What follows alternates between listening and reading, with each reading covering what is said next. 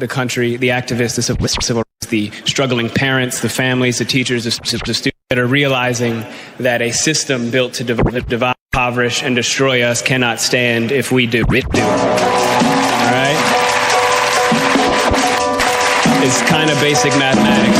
If you hear me, could feel me, could free me.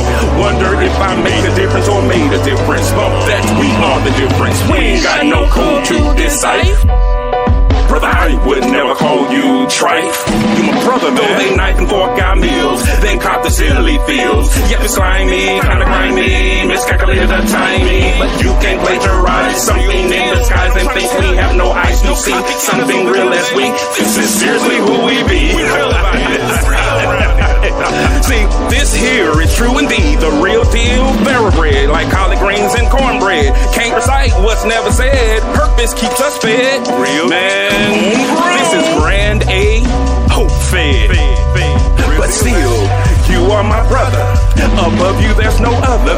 Blood or something other, more like what the blood covers.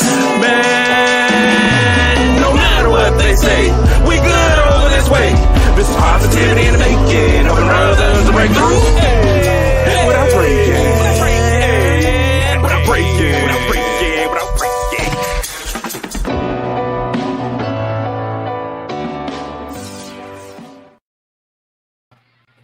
What's going on? What's going on? What's going on, everybody? It's not Thursday, but it's still Brother Empowerment Day. Right. This is a special Brother Empowerment Day. We're going to be talking about taking autism to Awesome-ism. Man, I'm too excited to let you know the wonderful people we have on. So, guys, if this is your first time watching, even though it is on a Sunday, we will tell you that this is one of those uplifting shows. This is not a bashing show and telling people what they should and shouldn't do, but this is an opportunity to positively impact men and their families, hoping that something that we say will be able to empower, uplift, or just change somebody's life. Now, before we get into our special guest, this hoodie is trying to choke me. Bro, I feel weird for saying, how was your week? So how was your weekend?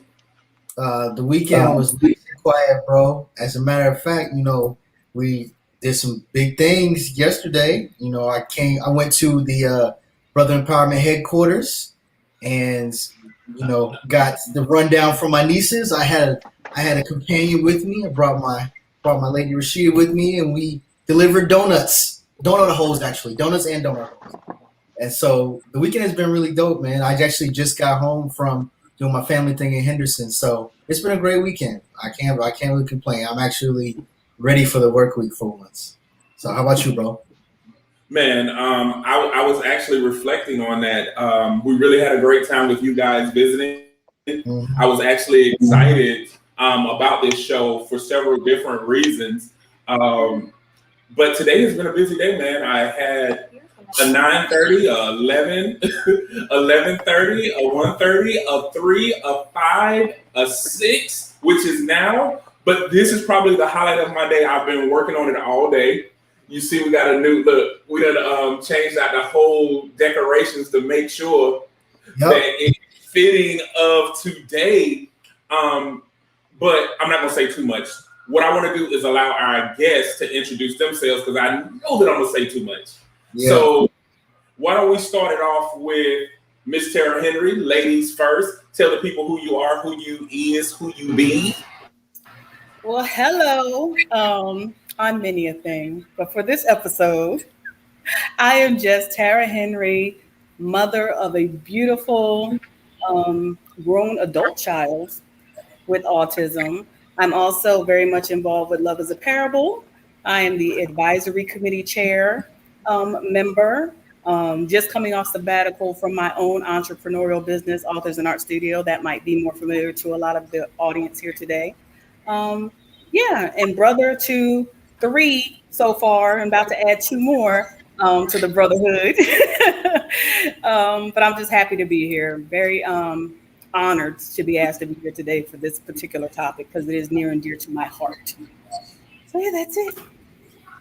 Well, good. Okay, Mr. Triumphant, going to tell the people who you are, who you be, who you is. Hi, I'm Andre Matthews. This is Billy Matthews here. This is my son. He's 21. He has autism. He also has a speech impediment. He had a trach, if you guys are familiar with that, for the first 10 years of his life. So it kind of damages vocal cords. So his voice is really kind of raspy. And I kind of used the terminology so people know, like Froggy from Little Rascals is how his voice is. But we're working on it. He's talking better. And again, you know, he's in the spectrum. I'm an autism dad. I'm an advocate. We have a lot going on. And I appreciate this opportunity to be on this platform here. And I thank you guys very much. No problem, no problem. We are glad to be here. And so, guys, he didn't say in the intro, but both of them are models. So we got famous people. We got famous people in the building. That's more famous than I'm used to being the only famous person. But we're amongst superstars, guys. These are names to make sure you get to know. So make sure you check them out. Make sure you're following. And then, matter of fact, this is like a whole superstar board because Tara trying to be, you know, flying on the radar, talking about with authors in art. She said that she's on sabbatical, but I doubt it. And then we got the models on here, and then we got triumphant, renowned artists. Go and tell the people who you are. See, I'm about to steal your introduction.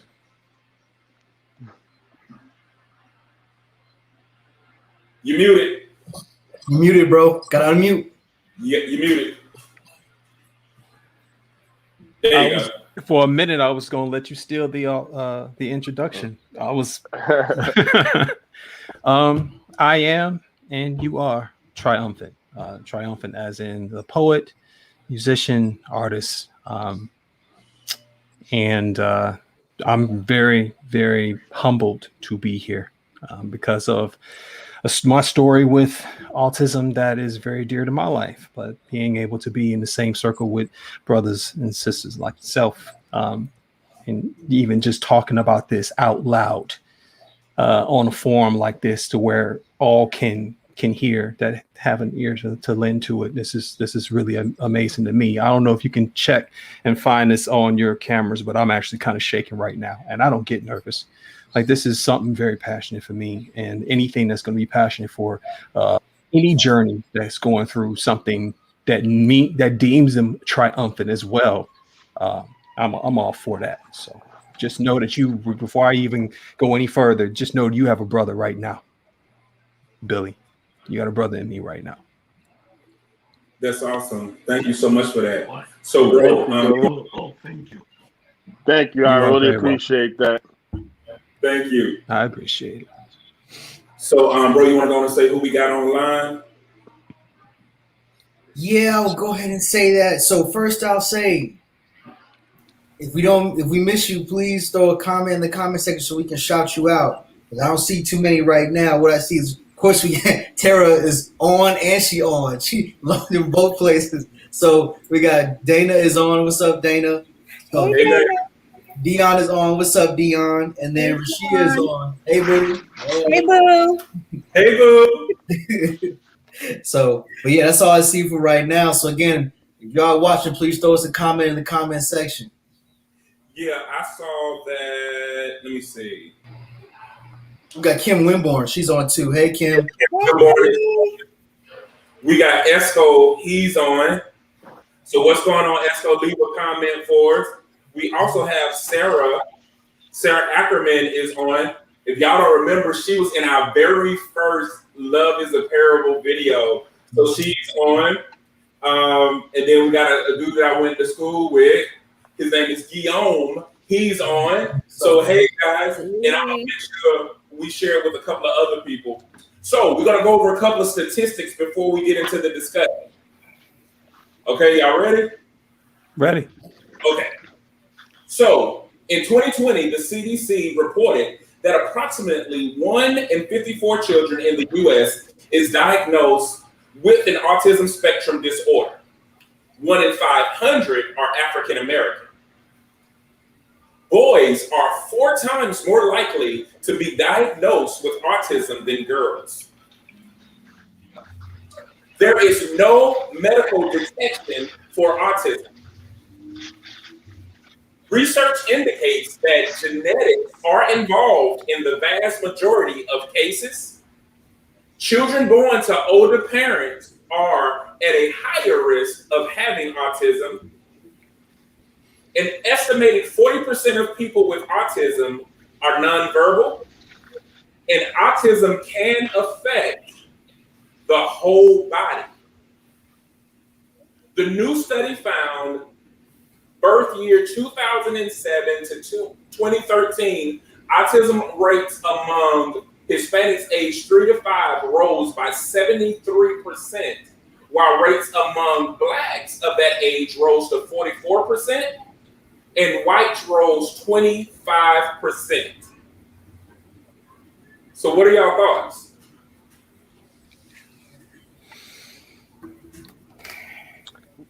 Well, for me, hearing those stats are not surprising, but I know that I'm more so in our community, the Black community. The stats are there, but I go by what I see and what I hear from people, and yeah, it's just with autism. Again, it's, as I said earlier, it's just something that we kind of sweep under the rug and we don't talk about. In other communities, they talk about it. In other communities, have resources and do things about it, and we don't do enough. And we need to do much more. And those stats right there that you spoke about, like, they speak volumes. And it's a lot of people affected with autism or just in the spectrum, period, and more than what we know. And I'm pretty sure that everybody out there that hears us or watches us or somebody's affected by somebody in the spectrum, we all know somebody. And what we got to do is put more effort to bringing more awareness and just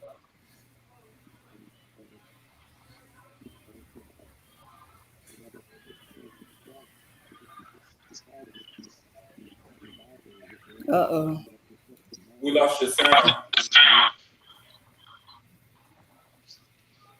Yep, we lost your sound. We can't hear you anymore.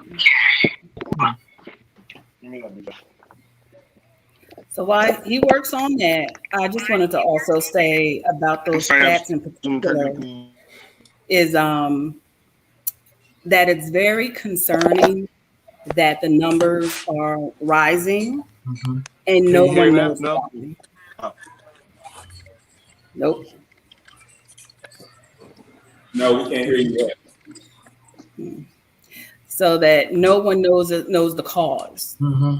And therefore, since we don't know the cause, the fact that this is a spectrum makes this always seem like it's still in the early stages of being something that affects us as a population, because we don't know the cause.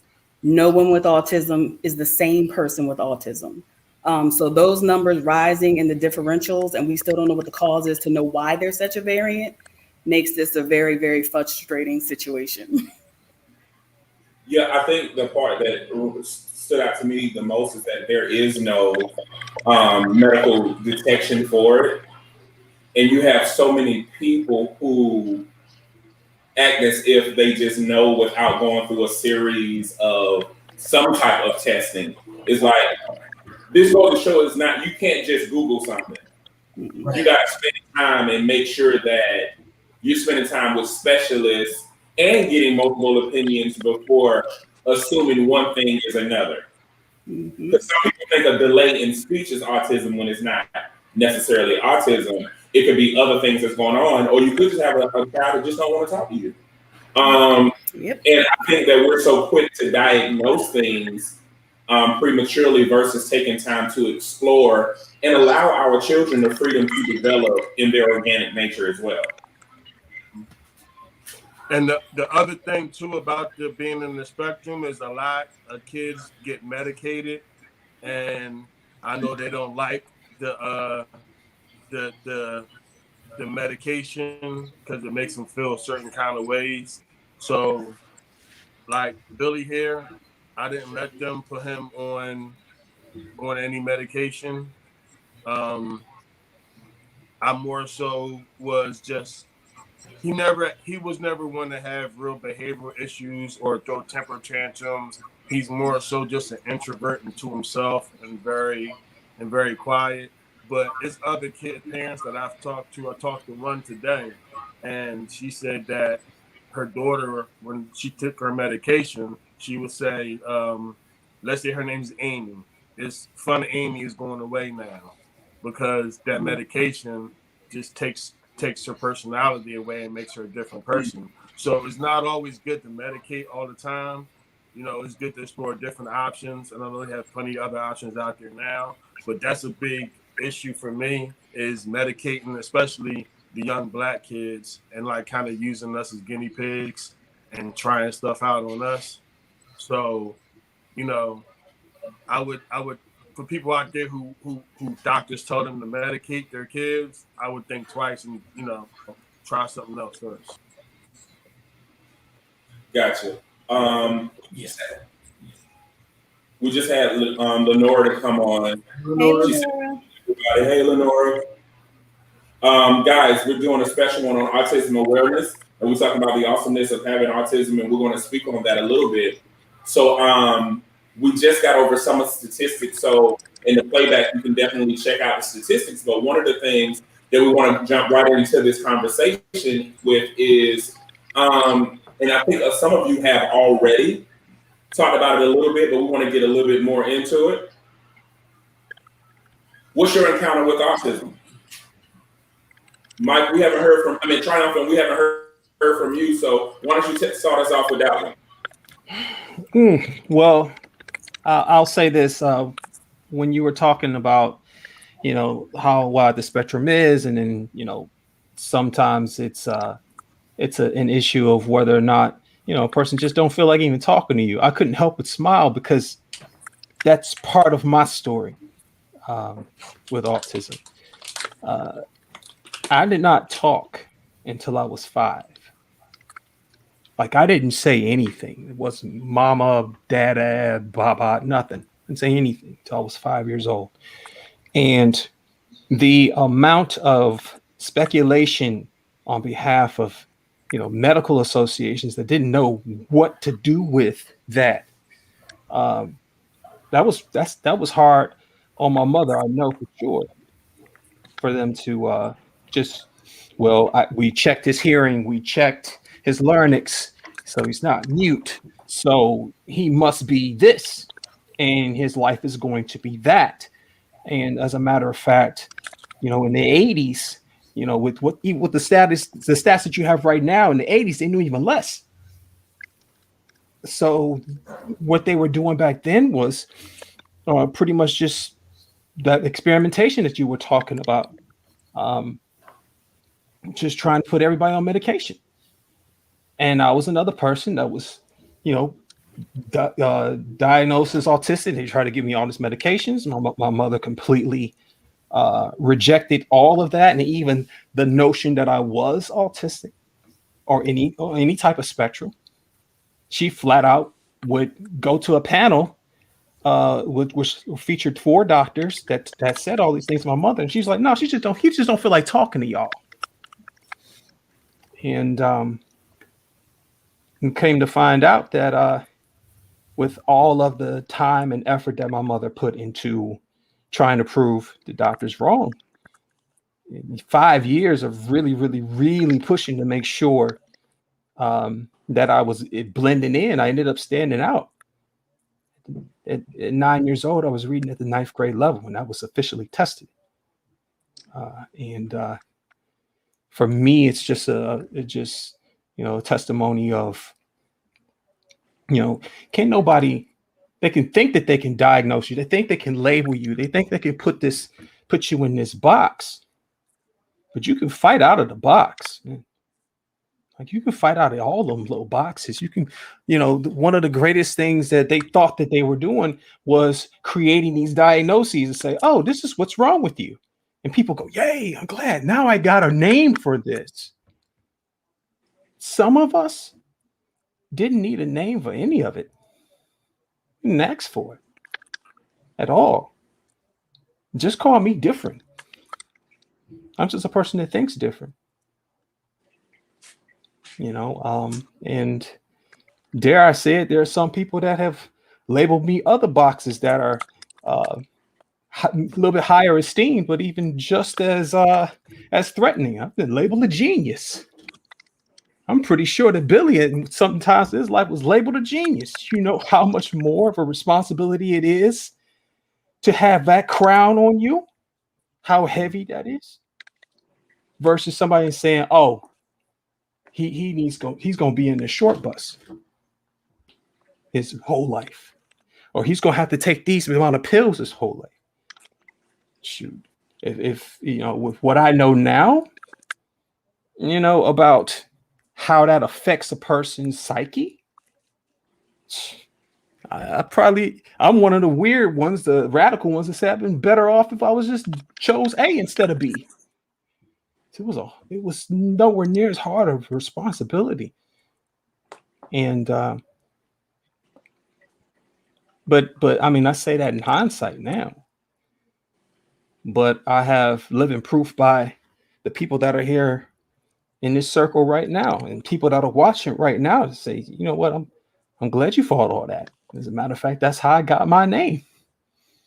Triumphant as the poetry name came from, the definition of triumphant being something that, an achiever amongst adversity, right? So, I mean, different levels of adversity we have with these titles and how people look at your son or how he perceives all of that, if he does at all. Because for me, I don't think of it as a burden or anything. If anything, it's a blessing. It's a gift. I mean, that's why we call it Awesome-ism right now, right? But I don't want to say too much right now. No, man, that's great, brother. Appreciate that's great. What you say, Hunter? Well, with my encounter with autism with Billy, and I'm gonna speak on this, and I'm gonna let him go because he's getting a little fidgety here. He wants to go, but with him, he was misdiagnosed early on. Just a quick history with him: when he was born, he was only 9 ounces at birth, and he literally fit in my hand. And the doctors was telling me, like, he's not going to make it through the night. So he made it through the night. Then they would say he's not going to make it through the week. He made it through the week. There's like, he has to have all these surgeries. Like, show him, lift up your shirt, show him, Bill. Like he literally had. Have him stand up, please. Please, okay. And they cut him open like a cross. Can you stand up, please? I can't see him. Can you stand up, please? You see this right here? They cut him. He had so many surgeries, and he was like, they said he was one of the smallest babies that had a colostomy bag on at that weight. Like I said, he had a trach for 10 years of his life. He still has the hole in his neck, you can see. Yeah. But he wasn't supposed to make it, long story short. He wasn't supposed to be here. And now he's, like I said, he was misdiagnosed. They were saying he just suffered delayed development. And I knew that wasn't just it. But he's 21. He'll be 22 July 26th. But he's more in his mind, more so like 11 or 12. And he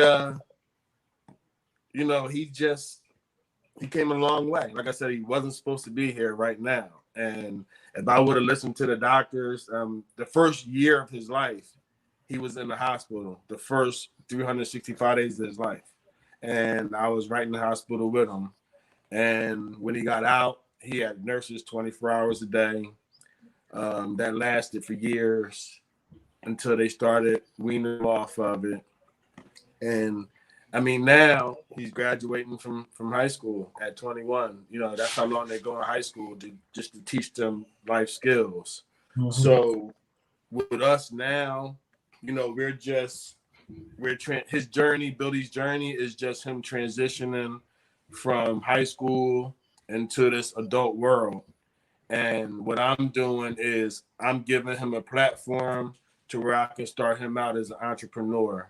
Because there's kids that's out here that they have working in the spectrum, young adults that they have working in stores like Walmart and supermarkets and other places like that.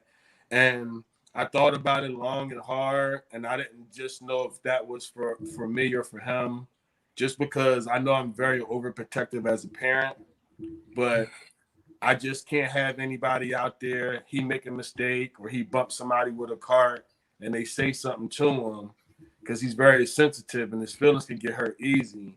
And I know if that was to happen, I know I'm going to get myself in trouble. Mm-hmm. So my whole thing with avoiding all of that, and I know that he's going to have to be social, and he is social, and we can get out there, but I just didn't want him in the working world away from me where I can't protect him.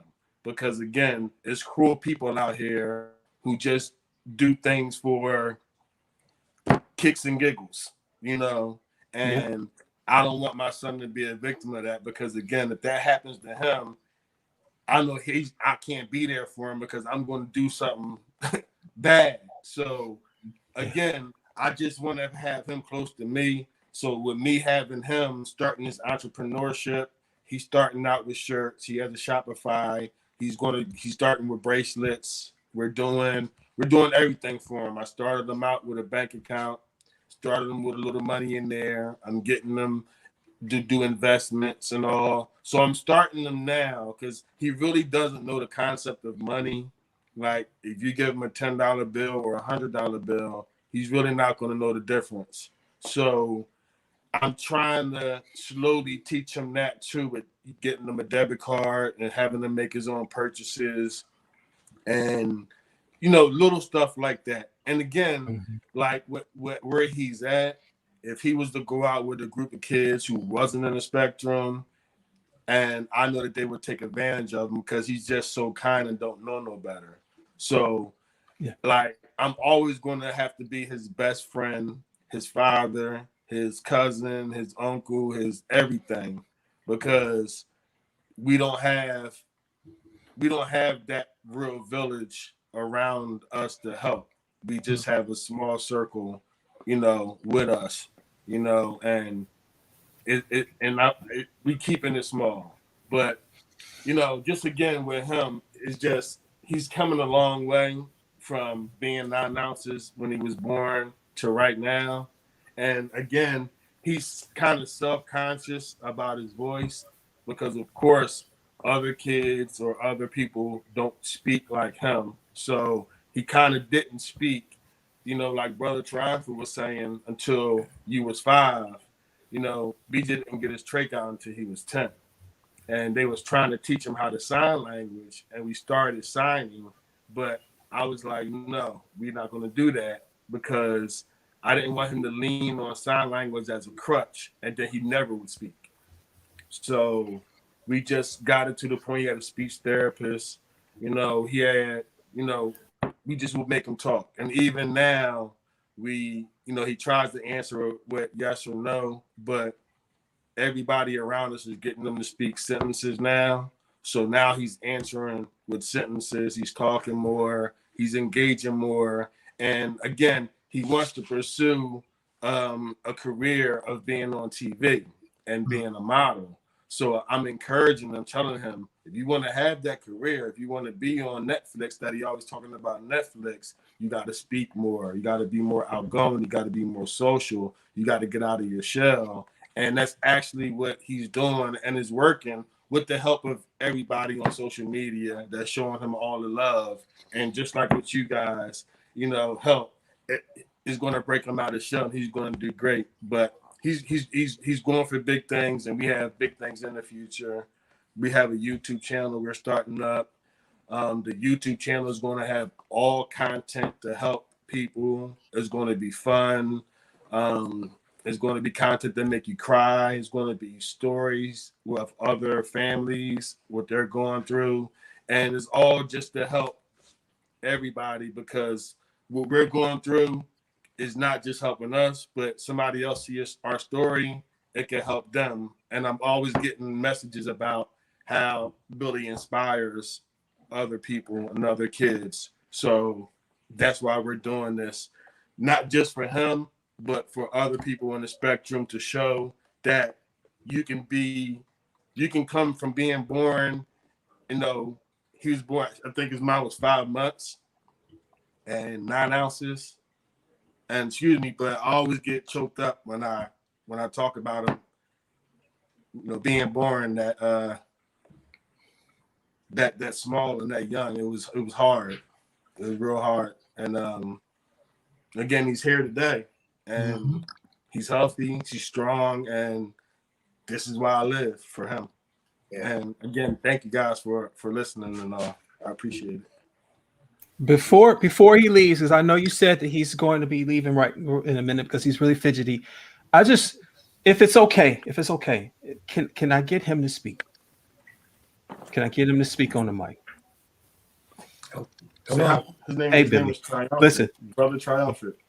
It's right now. It's not about Triumphant. It's not about me at all. This is about you. This is about you. I know that you got to leave. I know that if intention is, you want to be able to be where you want to be right now. But I just want people to hear your voice. I need people to hear your voice.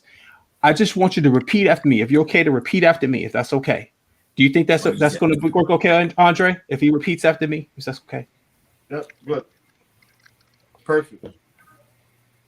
I just want you to. I want you to say your whole name out here on this forum. I just want you to say your name. What's your name? Billy. Your whole name. Say Billy Matthews.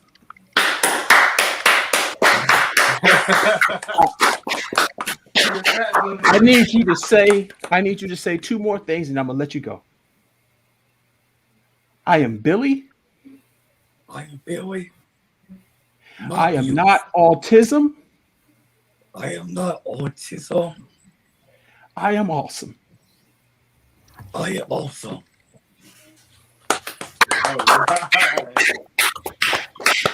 Awesome. Okay. Yes. Love you. Yay, Billy. Oh, man. That was I beautiful. appreciate that. That was awesome. I needed to hear I his appreciate voice. that, brother. I needed to hear it. Thank you so much, man. Appreciate that. No, thank you. Man. Thank you, man. Thank you. Well, Andre, we want to correct you on a few things, bro. I The know. first one is he was meant to be here. Word. And the second thing is you do have a village. Yeah. You got one now. I just put the link in for the Shopify. And as you begin this journey with Billy, as updates happen, I know that we're connected to Dion, but as updates happen, you tap in. Because here's the other thing, you're a father. Yep. And sometimes fathers need other brothers that understand that they need their arms lifted too. So you're not alone. You have people here that can help you. You got people here that will connect with you, and they will selflessly love you and Billy as if they're their own blood. All right? That's what I need to hear. I really appreciate that so much. I mean, this is awesome. And I thank you guys again. I really do. And it means a lot to me, and it means a lot to Billy too. And there's something that I have to say to you, Andre. I have to ask a couple of questions first, and they are not rhetorical. You can answer them in any language you wish. Do you know how many normal kids wish they had the support system that you are giving your son? Let me explain something to you, Andre. I absolutely do. And I'm a single parent, and I have 2 boys that I raised. So I absolutely know, because my house was the playhouse. All the kids would come to my house, and like it would be times where my oldest son would take me for granted, and his friends would say, "I wish I had a dad like yours."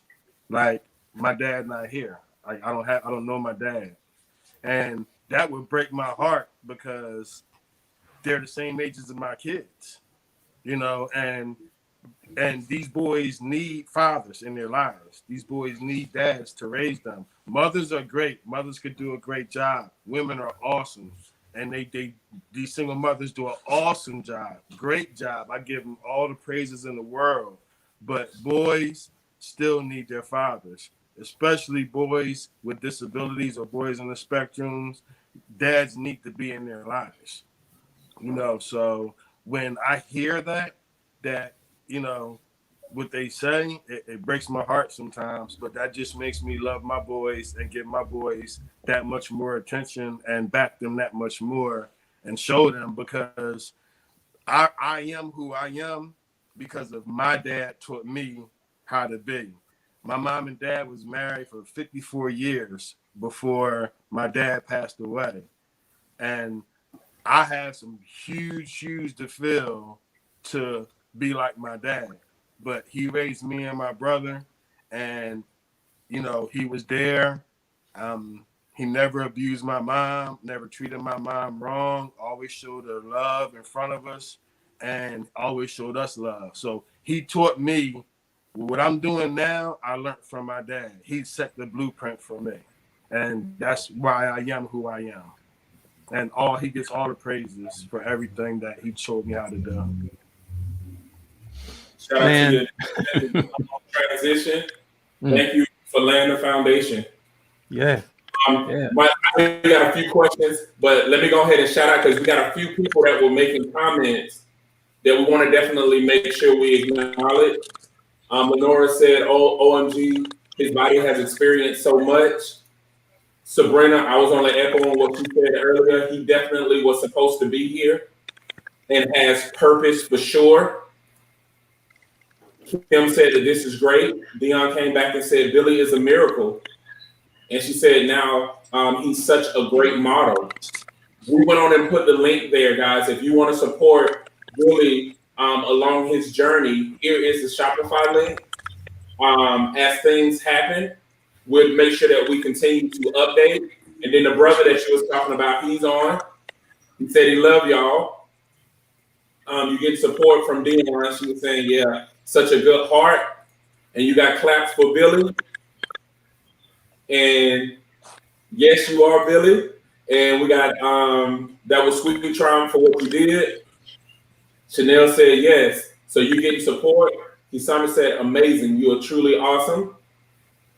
We got a couple of people that was crying with us. Say, who's cutting onions? She said, well, we're telling you, you got a growing village. Dion said she's so proud. Joy came in with claps. So you got a lot of people that are supporting you right now. Hey guys, if you're just tuning in, make sure you share the story. This is really about autism being awesome. And we're taking it to the next level to show that it's not hindering. It's not going to hinder any progress. There's still a story that needs to be told. And we're definitely going to help get that out. You had another question you wanted to ask him, Triumphant?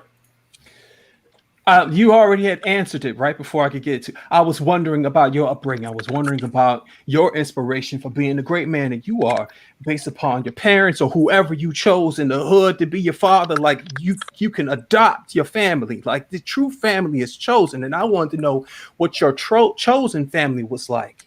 But you had already answered it. You had already answered. Yeah. Like I say, my dad was a great man.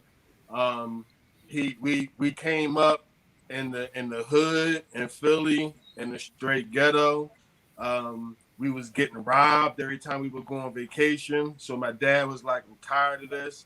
He got us out of there. He had a house built in the suburbs in Jersey, moved us out of the hood, moved us to Jersey, took us camping every weekend. We was in music school. taking music lessons. I play the drums. My brother plays the guitar. My dad was a blues musician. Again, he was with my mom for 54 years before he passed away. 54. And that my mom, that was her only man at 18 was my dad. And they've been together all of that time. And again, my dad took us fishing, camping. He bought me my first, second, third, fourth, 10th car that I ever had. My dad was there. Like, if it wasn't for my dad, I wouldn't be here right now. Literally, I know that's like a cliche, people say figure of speech or whatever, but literally, if it wasn't for my dad, I would not be right here right now. Like, people say I would be dead or in jail.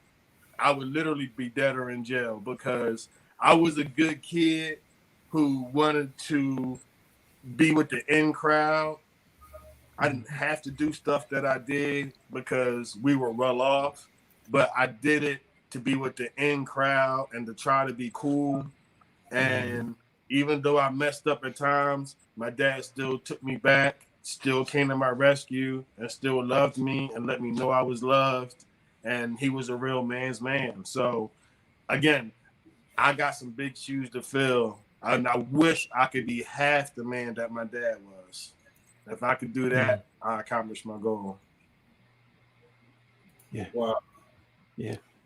Well, we're going to get into the next one, and you can slide in with how you feel triumphant. So let's talk about it. There's always that moment when you refuse because Triumphant said it a little bit. You're not autism. You're awesome.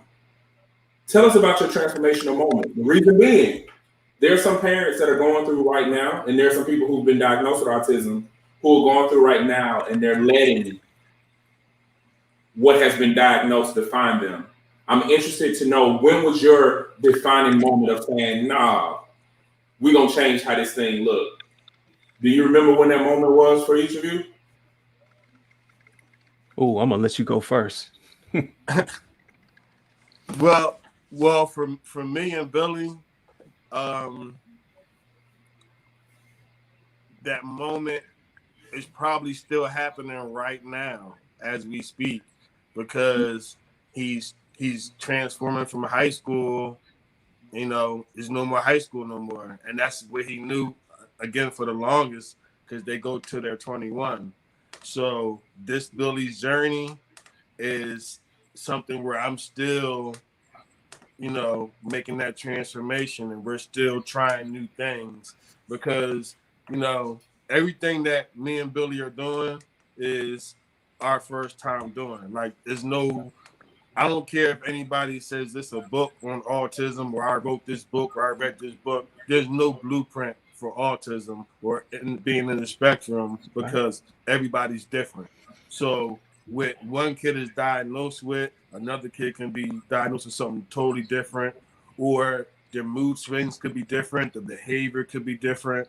They could be nonverbal. They could talk way too much for some people. They can lash out, whatever it may be. Everybody's different, so there's no blueprint to follow. You just have to kind of just go day by day and do research, and yes, listen to other parents. But other parents are the key, and to talk to them about what they go through, because again, we all going through the same thing. We all is a learning process for all of us. None of us know the right way of doing anything. We're all just winging it, So with me, I'm still learning every day. BJ's still learning every day. But it's just that I'm not going to let anybody tell us no. And if they tell us no, I'm going to figure out a way how to get around that and turn that no into a yes. And that's what Billy's journey is about, what we're doing now. So, yeah, got to make your own lane and just stay in that lane, and there you go. My transformative moment came when I was 9 years old. I was brought in the office, and my parents were already there. And there was an English teacher there, but was not a person that taught English to me. It was a different class. But she said that she had noticed some things about my writing and about the way I articulated my words. And she saw that I was also being bullied because of it. Because of the way I articulated my words, I was thought of as a person who talked white. I was too proper at 9 years old in how I just used the English language. But she also said that I want to try something just to see if this would work, to show you exactly how intelligent your son is. So she brought out a book that they were reading. Her class was reading at the fourth grade level. I can't remember the book. I don't even think she had me read it. But then she brought out The Great Gatsby, which I'm not sure if you guys understand, but this is a book that is written at the 9th grade level. And she said, I just want you to read this book. I didn't know what the book was. I didn't know anything about it. She just said, could you read this for me, please? Just a few sentences. Well, about half a chapter later, she told me to I can discontinue. And she looked at my parents and she says, congratulations, you have a son that reads at the 9th grade level. And he is only 9 years old. Now, the reason why I want to show you this is because I had the idea that he needs to be promoted.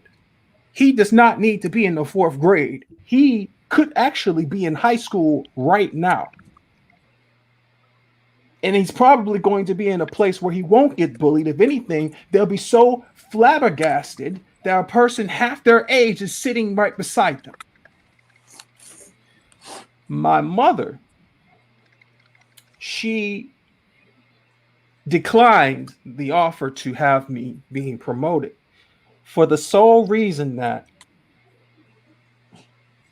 the world gave me all these supposed huge hurdles to jump over from birth, from 5 years old, and showing that I was barely starting to learn how to speak.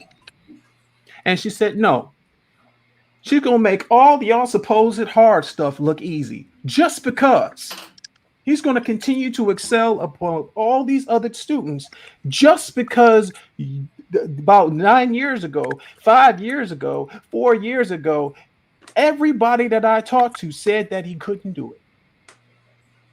When I saw my mother say that, from the moment that I saw my mother say that, I knew that what I had, whatever part of the spectrum it was on, was a superpower. I claimed it like that. I claimed the other things that came from that, the emotion, the sensitivity to people. I claimed that as a superpower. And it dug from me, going deeper into writing to even discovering poetry. My first poem that I ever memorized was Langston Hughes' Mother to Son, and then Only the Strong Survive, and then going into Amari Baraka and falling in love with Maya Angelou and all of these different poets. And it was because of that moment that I can say to you today at 41 years old that I am indeed that poet. And I think that, of course, if it wasn't for that moment, I could easily say I wouldn't be where I am today, but there's no way I can tell that. But again, hindsight being the same, 2020, in 2021, no less, I have to say that. If it was not for that moment, I would not have claimed myself as a poet back then, and I wouldn't be the poet that I am today. And as a matter of fact, maybe we have to wait to a specific time, but I wrote a specific poem that's dedicated to your son, that's dedicated to Tara's son, that's dedicated to to those who have these superpowers. And I can't wait to share that with y'all one day. So. Yeah, that's coming up quick. Yeah. Well, I'm gonna jump in since Jay, don't care that I'm up here in this corner. I'm just go ahead and it's okay. It's okay. You move fast enough. You were in the mama mode. I saw you. I'm jump in. I be talking too much. I know. No. That's why. Well, because me and you already talked on this. I want you to talk as much as you need to talk because I also want to hear it. I mean, I know we have these discussions, but your story always amazes me, actually. And part of our bond is the fact that I love how independent your course has been on the spectrum. And I'm like, if Justin could just do like a fourth of that, I might could close my eyes, and knowing that he's okay.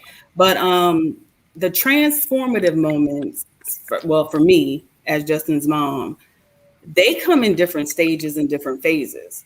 Because I remember when he wasn't really, I wouldn't say diagnosed, but he wasn't curious that he might be different until he was about 2. Because up until that, he had been following the speech patterns of development and all that kind of thing. And then it kind of just shut off. And his behaviors, literally, it's funny that the puzzle piece, why the puzzle piece has represented autism for so long is his thinking. He was that detailed at already 2 years old, putting things in order, putting things together, putting things in rainbow pattern. That is like a real thing that children on the spectrum do. They want things to go in the rainbow color pattern order. With anything, he would take cars, line them up the same way, color pattern. But the transformative moment when I kept shifting is every time that I would meet a professional or someone who called themselves a professional that tried to put him in a box or treat him the same way, I would shift for him. So for example, when we were first getting him diagnosed, the doctor was talking to us, and this study it still is really new. If you ask me, I know we made progress, but it's still really new. And Justin did something. He handed me something from the doctor's desk, and we interacted with it for a second, and then he put it back down. And the doctor said, yeah, see, he doesn't have autism, because if he had autism, he wouldn't be able to do that. And that's when I realized shift. He thinks people with autism are stupid. People with autism aren't stupid. They think differently. So you're not the right doctor. Let me shift. And I learned a lesson, went a different direction. When we first try to get him into schooling, New Jersey has a lot of specialty locations that, focus on the spectrum. And we went to tour, and we walked into this one facility, and I'm watching, and I'm like, okay, if we're in here watching, and this is how you really treat these children, this is really how you treat these children. And I'm not cool with it. So one of their treatments was they would have the child watching a show because they wanted to work on their attention span. So if the child so much as did like this, there was a person behind them that would yank their head forward. And I was like, yeah, that aggressiveness, that's not going to work for me. I was like, that's not going to work for my child. So I shifted my thought on, that's how, these parents decided, and this school system decided these children need to be treated, but that's not going to happen for Justin. So let's keep looking. And we found a practice that was less hands-on and worked differently than that militant hardness, trying to remold these children. So that was a shift. Started with a parents group, which is why I really don't do parents groups, because the spectrum is so different and parents process this pain so differently, and some of them don't flex. So a father one time, he was crying because his child lost his speech development, and their routine used to be to say, I love you at nighttime. So when the child stopped being able to say it, the father said he stopped saying it to the child because it was too painful. And my transformation shifted, like, I'm not going to treat him differently just because his abilities change or stop or shift.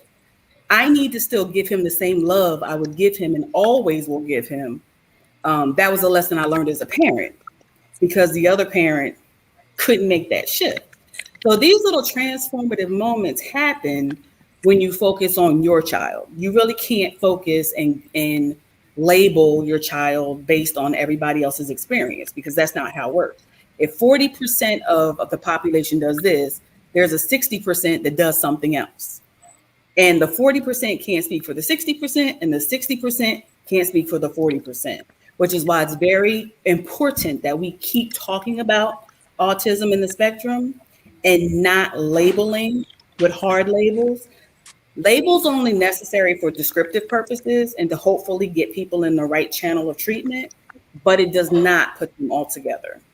So I want to keep advocating to add things to the table, not take things off the table.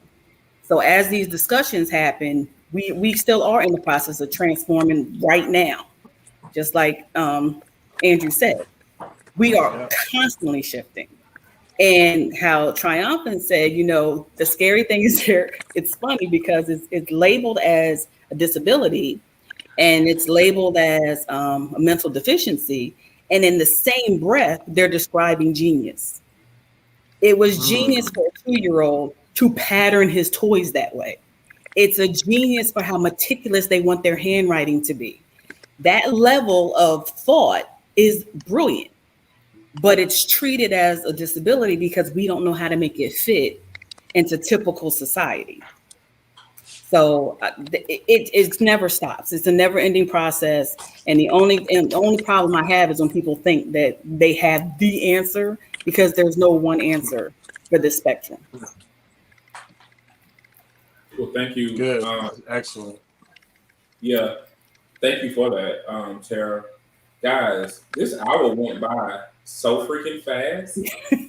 Always does. Always. I mean, I don't even. It's a subject that you could talk about for 4 or 5 hours straight and still have a lot more content to talk about.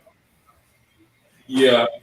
Normally we do like on a Thursday we do a positive brother shout out. But I think that what is more fitting for this occasion is to shout out you guys who are the advocates, who are changing the narrative and changing what it means to have these special abilities and gifts. I thank you guys for what you are doing. I thank you guys for redefining. Andre, I thank you for being not only a dope father, doing what a father is supposed to do. See, this is my problem. I have a problem with people who want to get credit for just being a father. Well, when you start doing bonus work like what you're doing, like not only showing him how to have a business, helping him redefine something, that's kudos. That is like extraordinary father work. I'm sitting here trying to figure out now how I'm going to redefine what my kids do. It's amazing what you're doing. And I hope you don't take this life and realize, man, we want to support you and allow us to support you and allow your village to grow. So everybody who's watching, if you're not following Andre and Billy, make sure you guys are following. If you haven't mentioned the Shopify page, make sure you go there. Tara, thank you for always barking when need to bark. Thank you for always being able to protect all things autism, because it's not just about Justin anymore. You do it for everybody. Thank you for your love. Thank you for your support. And Triumphant, man, you already redefined it. I'm going to say this. I think the best way to do it is for you to close us out with your poem. Because that's the only way that people will understand your level of dopeness. Guys, what I'm going to do is just take us off, but y'all stay on. And I'm going to let Triumph get the time that he needs to really do his thing.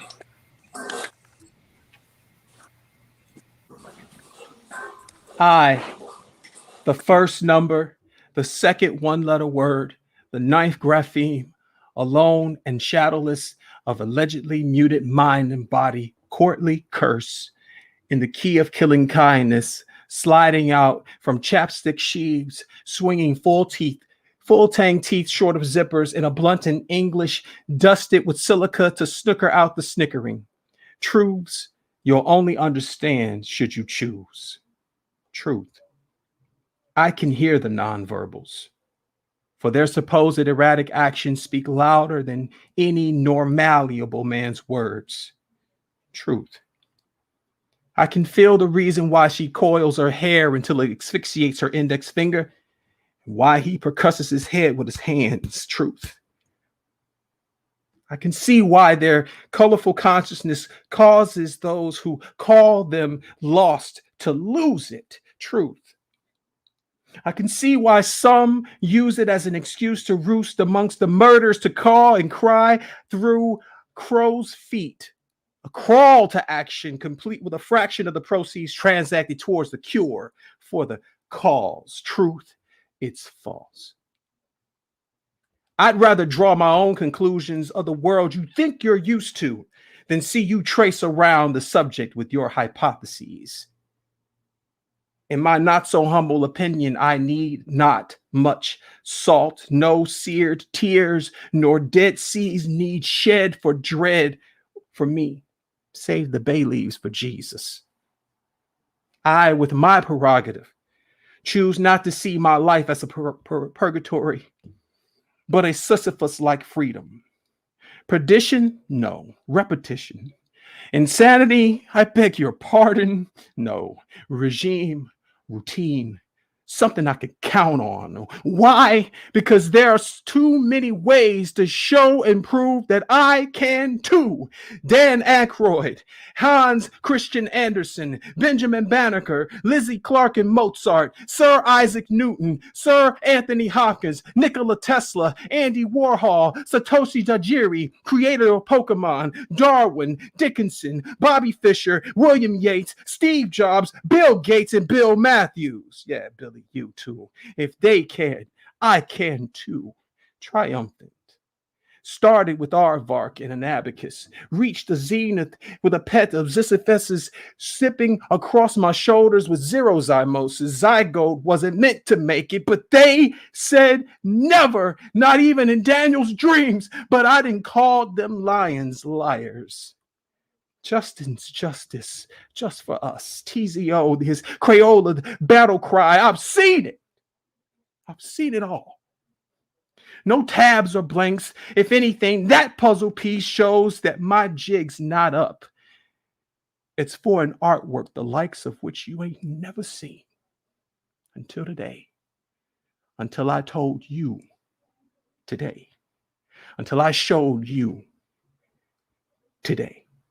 Through my actions, through my emotions, through the articulation of my very existence, strive, survival, and thriving. I can too talk. Hashtag TZO.